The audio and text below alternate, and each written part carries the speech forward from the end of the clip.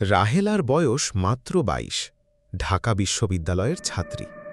মিরপুরের একটা পুরনো মেসে থাকে সে, ৩ তলার শেষ ঘরে, যে ঘরটার জানালা সোজা পুরনো কবরস্থানের দিকে।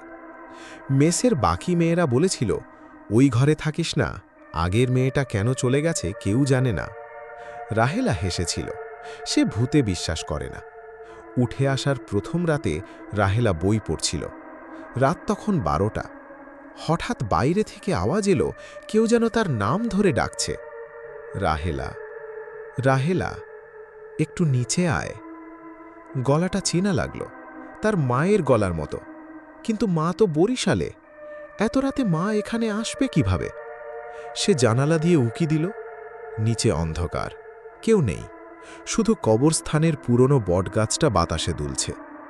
রাহেলা ভাবল, নিশ্চয়ই ঘুম ঘুম ভাব থেকে ভুল শুনেছে। বই বন্ধ করে শুয়ে পড়ল। তৃতীয় রাতে আবার সেই ডাক। এবার রাত ৩:07। রাহেলা ঘুম থেকে সোজা উঠে বসল। রাহেলা, নিচে আয়, আমি তোর জন্য অপেক্ষা করছি। এবার গলাটা আরও স্পষ্ট, আরও কাছ থেকে, যেন ঘরের ভেতর থেকেই আসছে। সে ফোনের টর্চ জ্বালল। ঘর ফাঁকা, কিন্তু ঘরের কোণে একটা ছায়া, লম্বা, মানুষের মতো আকৃতি, কিন্তু মাথাটা উল্টো দিকে ঘোরানো। রাহেলা চিৎকার করতে গেল, গলা দিয়ে শব্দ বেরোল না। তারপর টর্চ নিভে গেল। পরের দিন সকালে মেসের বড় আপা রাহেলার ঘরের দরজায় ডাকল। কোনো সাড়া নেই।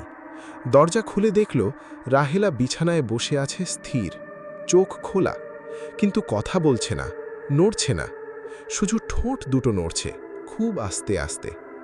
বড় আপা কান পেতে শুনল, সে আমাকে ডেকেছিল, আমি যাইনি, এখন সে আমার ভেতরে আছে।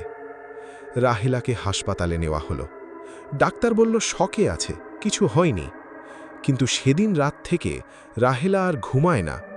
প্রতি রাত ৩টে সে জেগে উঠে জানালার দিকে তাকিয়ে থাকে এবং মৃদু গলায় কাউকে ডাকে।